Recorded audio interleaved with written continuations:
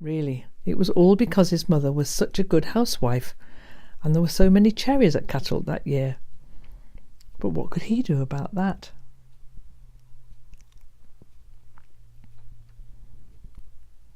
No one was better than Emil's mother at making jelly and jam and syrup and preserves from the things which grew wild or in the garden.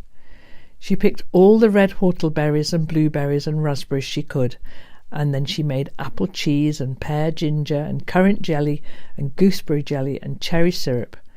And she dried enough fruit to last through the winter and use in her good fruit soups. The apples and pears and cherries were dried in the big kitchen oven and then tied up in white linen cloths, which Emil's mother hung from the ceiling of the storeroom. Yes, the storeroom was a joy to see. At the busiest time of the cherry season, Grand Mrs. Petrel from Vimmerby had paid a visit to Cattle, and while she was there, Emil's mother complained that there were so many blessed cherries that she didn't know what to do with them. "What you should do is make cherry wine," said Mrs. Petrel. "Oh, goodness me, no," exclaimed Emil's mother. Cherry wine was quite out of the question, since Cattle was against strong drink. Emil's father never drank anything strong. He didn't even drink beer except when he couldn't help it because it was forced upon him at the markets and places like that. After all, what was he to do when someone invited him to have a drink, or 2 drinks, maybe? He was quick to note that 2 bottles of beer cost 30 öre, and you can't throw away 30 öre just like that. All he could do was drink the beer, whether he liked it or not. But Emil's mother knew that he would never let her make cherry wine, and she told Mrs. Petrel. But Mrs. Petrel said that even if no one at Cattle drank the wine, there might be others who didn't mind an occasional glass. She, for one, would be very pleased to have a couple of bottles of cherry wine. So why couldn't Emil's mother just put a large jar of cherries to ferment in some far corner of the potato cellar where no one would see it? When it had finished fermenting, she would come back and fetch the wine and pay a good price for it, she said. It was always difficult for Emil's mother to say no when anyone asked her to do anything. And as we have said, she was a very good housewife who didn't like to waste anything. There were more dried cherries than she knew what to do with, and somehow, without quite knowing it, she promised to make the cherry wine for Mrs. Petrel. But Emil wasn't the sort of person to do anything on the sly. She told Emil's father all about it, and he argued a lot. But in the end he said, "Well, just do as you like." How much did you say she would pay? Well, Mrs. Petrel hadn't actually said how much. And now it was August the 10th. The wine had been fermenting in the potato cellar for several weeks, and Emil's mother decided it was ready. Now it was time to bottle it. She thought it was best to do this while Emil's father was out in the rye field, then he wouldn't see her doing it and feel sinful and wicked because he had allowed wine to be made in his house. Emil's mother soon had 10 bottles of wine lined up on the kitchen table. She was going to pack them in a basket and put it in the corner of the potato cellar where no one need feel guilty about it. Then Mrs. Petrel could come and fetch her wine whenever she wanted.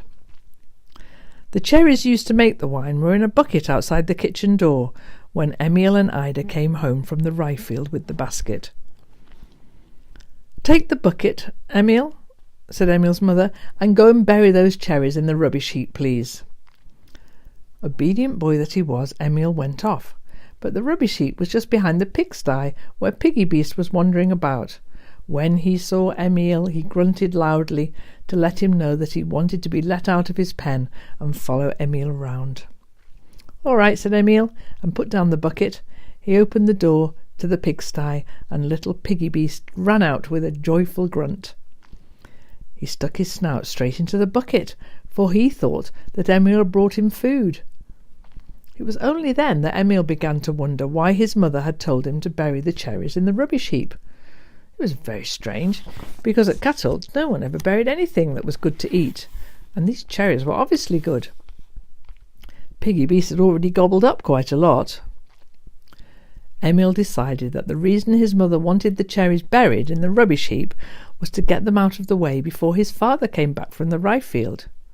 Well, Piggy Beast might just as well eat them then, thought Emil. He loves cherries. Piggy Beast seemed to like these cherries better than any, for he grunted with delight and ate until he was red in the snout. To make it easier for him, Emil poured the cherries on the ground. And then the cock came along and wanted to join the feast, and Piggy Beast glared at him, but allowed him to stay and peck at the berries as fast as he could. And then the hens came, with Lame Lotta leading, to see what titbits the cock had found. But they weren't allowed near, for as soon as they struck out their beaks, Piggy Beast and the cockerel drove them away mercilessly. It was clear that the cock and Piggy Beast intended to keep these especially good cherries for themselves. Emil was sitting close by on the upturned bucket, trying to blow a sound on a blade of grass that he held between his thumb, and thinking about nothing in particular. Then, to his surprise, he suddenly saw the cockerel fall over. It made several attempts to stand on its feet again, but without success. As soon as it got halfway up, it fell forward again and lay flat on its face. The hens stood in a cluster a short distance away, watching the curious behaviour of their lord and master, and clucking anxiously. This irritated the cockerel lying on the ground, and he glared ferociously. Couldn't a fellow lie down where he wanted to? Emil couldn't understand what had got into the cockerel, but he felt sorry for him and picked him up and put him on his feet. He stood there for a moment, swaying backwards and forwards, but then some sort of madness got into him.